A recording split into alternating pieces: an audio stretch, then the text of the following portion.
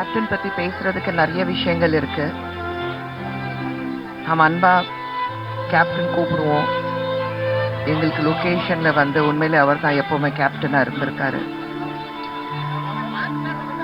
நாங்க யாருமே அவர் கூட நடிச்சாலும் அவர் சுத்தி இருக்கும்போது எங்களுக்கு அந்த தைரியம் இருக்கும். ஏன்னா எங்களை காப்பாத்துறதுக்கு ஒருத்தர் இருக்கிறாரு. இன்னைக்கு இந்த கூட்டம் பார்க்கும்போது ஒரு நல்ல நடிகனுக்கும் அல்லது ஒரு அரசியல் தலைவருக்கு நான் பார்க்கல. ஒரு நல்ல மனிதன்.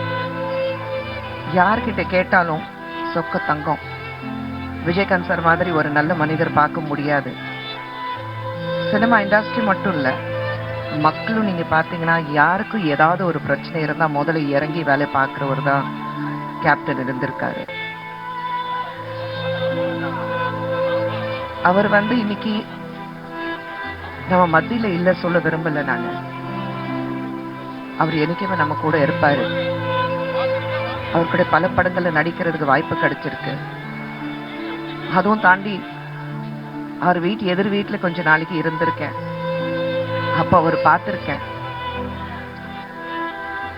உண்மையில எங்க வீட்டுல ஒரு மூத்தவர் அப்படி சொன்னாக்க எங்க அத்தை எப்பவுமே சொல்லுவாங்க, 5 பசங்க இருக்காங்க, ஆனா மூத்தவர் தான் கேப்டன் அவர்கள் தான் எப்பவுமே சொல்லுவாங்க.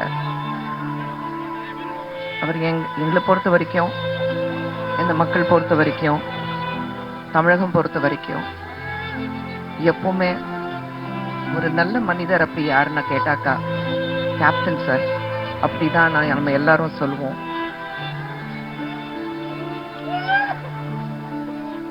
அவர் பத்தி வேற சொல்றதுக்கு எதுவுமே இல்லை. அவ்வளவுதான்.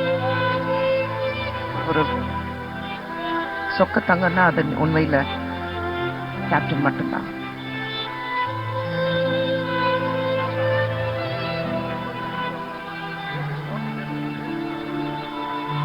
தலைவரோட சில நினைவுகள். இயக்குனர் திரு சுந்தர்சி அவர்கள்.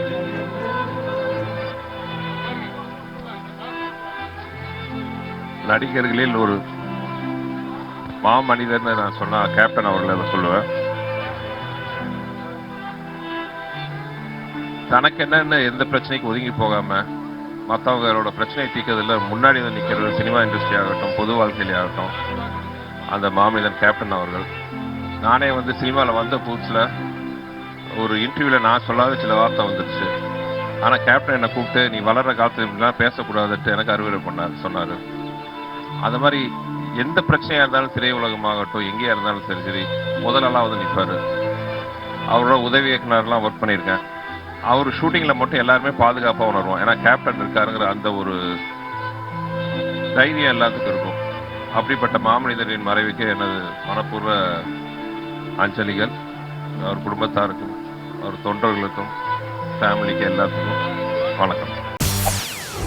செய்திகளை உடனுக்குடன் தெரிந்து கொள்ள உடனே சப்ஸ்கிரைப் பண்ணுங்க.